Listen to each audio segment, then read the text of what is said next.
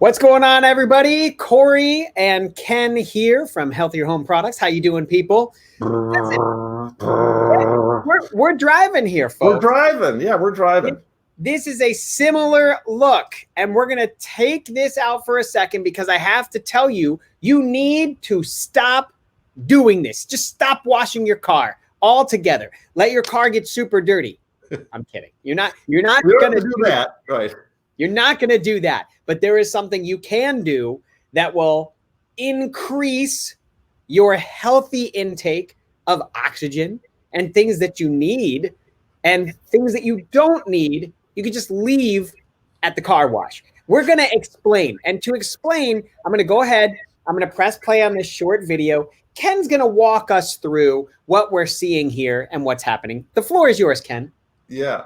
So anyway, one of my dear friends who's been in this industry a long time, he sells a lot of different stuff in the chemical industry, and one of his customers are car washes. And we were talking one time about what's actually used in there. He said, the worst stuff imaginable. Now, I mean, I'm laughing, but I'm not laughing, because when he told me all this and, I had my wake up moment, he gave me a good tip at the end, which is, what I want to do for people as well. But car washes, when you're at a car wash and it's $3 for a car wash, they're not spending $10 on expensive chemistry to wash those things. No. And there's a couple different ways to go about it. Sometimes you could use a detergent and mechanical energy, which was what we're seeing at this car wash. This is actually me taking my car wash. I did this just for a little video.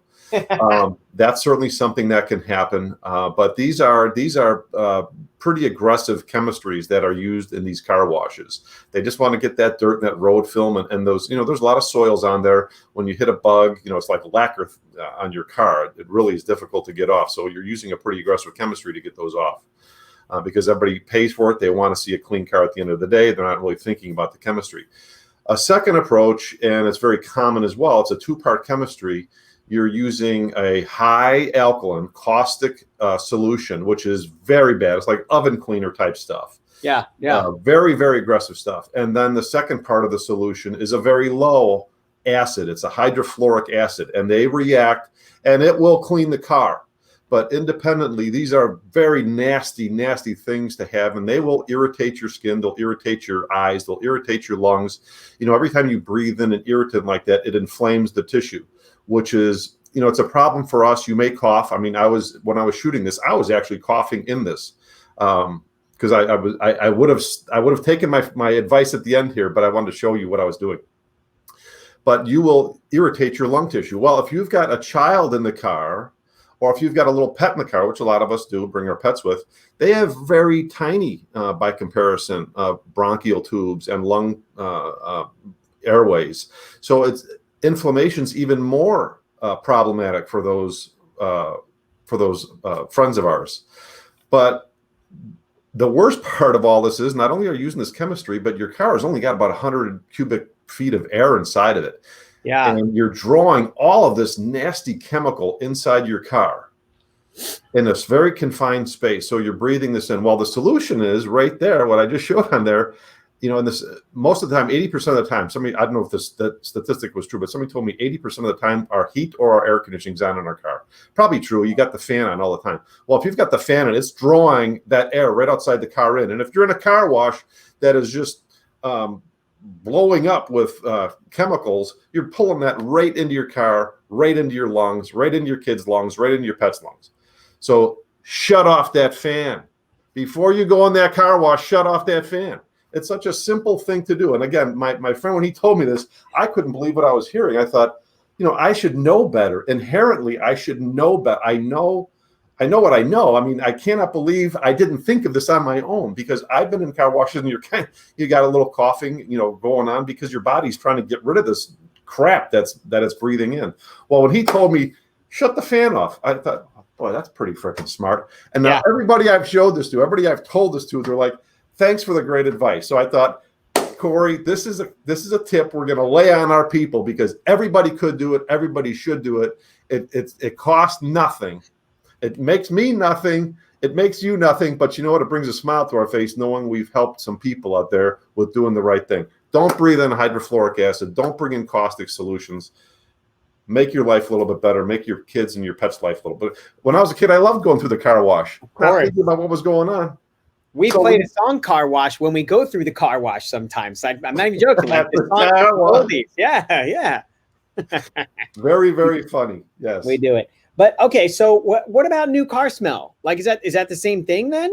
That's a great question. Everybody talks about, that when they get a car, it's got that new car smell. That new car smell is actually a lot of VOCs, volatile organic compounds, PVCs, polyvinyl chloride, heavy metals are in the car, and one of the worst things are flame retardants. There was a great show, by the way. This is by the by stuff, but I'm trying to remember the name of it. It was Stink. The name of it was Stink. It was a Netflix show, and it was about a father who had little girls, and he was chasing down this horrendous odor in his house, and it was the kids' pajamas that were covered in this flame retardant chemical.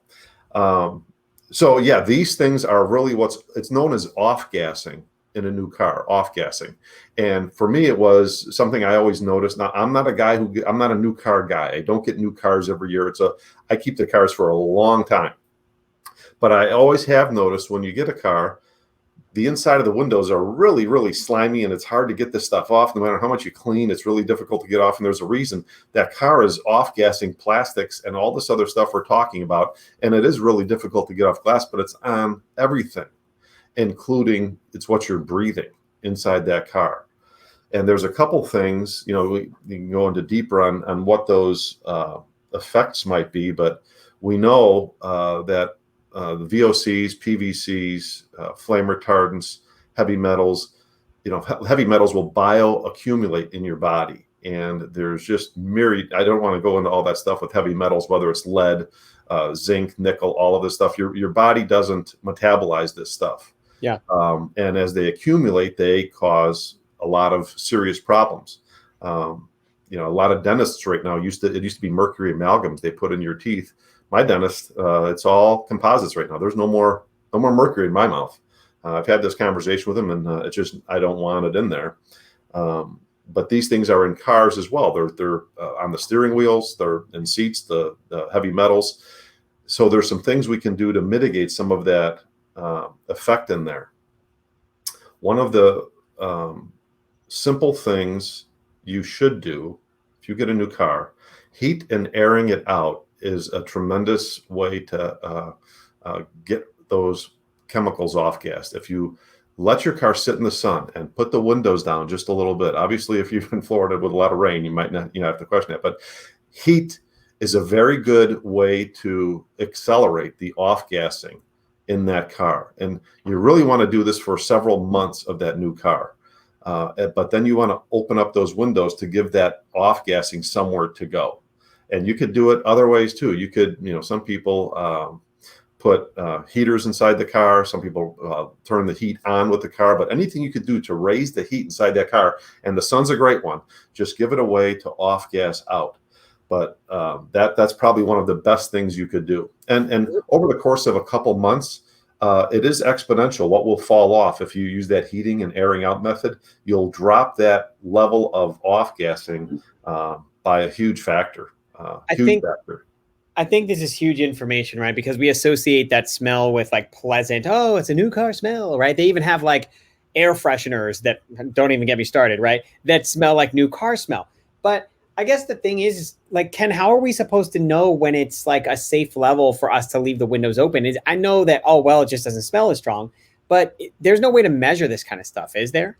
Well, it's actually getting some prominence in there, and that's another great question. But there are some manufacturers that are getting very proactive with this. You can Google the stuff. I don't have to, shout them out, but I mean, two that deserve some praise, Honda and Ford, are getting really aggressive with lowering those toxins that are produced with a new car, whether it's using water-based adhesives or whether it's eliminating the things that are causing VOCs.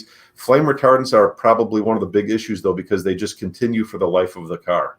It's in a lot of foams, but you have to kind of pay attention to the cars manufacturers and see which ones are getting more proactive about it. But there is a measure to it. You can Google all this and you'll see that's actually how they rank the cars by how much of the toxins are being off-gassed. Wow. And some are better than others, and some are actually in very scary ranges. Yeah. Very scary. Well, this is great info. This is great stuff. I really appreciate you coming on and sharing this stuff with us. And folks, if you want to, treat your body right and have the equivalent of shutting off your air in your house, I don't know if it's going to work. I was going to say, check out healthierhomeproducts.com. But the truth is like, I don't want you to shut off the air in your house. I want you to keep the air in your house on, and I don't want you to cough when you clean. And that's what we're here for. I got to say, I cleaned my dashboard with all purpose just the other day, and I used the blue dusting mitt. Okay. Now I know I'm probably not supposed to, right? But I just misted it a little bit, and it clung to that dust and got it all off. Did I do that right, or did I? Yeah, you did it right. Absolutely. And in fact, that's actually the way to clean. You can clean glass cleaner to clean it, but if you're cleaning the dash and some of those things that have those heavy plastics on there, glass cleaner is not going to cut it. But if you got an all-purpose cleaner like one that we know very well, you miss the mitt, then wipe the surface. So you don't have to do it the other way. Spray, because you're going to get some back on the glass, what you were just trying to clean. So that's a very easy, smart way to do it. Well, folks, listen, if you head over to the site and you want to check it out, we'll give you 15% off your first order. Just like unlock that code right from the homepage. It's super easy. Wait, did you say 5%? I said 15. 10%. Whoa, Corey, now it's turned into a sales video now. Whatever. It's all good. All right, people. Thanks for watching. We're here next week. Hopefully, Aaron will be back with us. Cleaning Aaron. I'm going to go drive away now. You're ridiculous. Here, I'll give you a car to drive away. You ready? Hang on. Here it is. There you go. Driving away.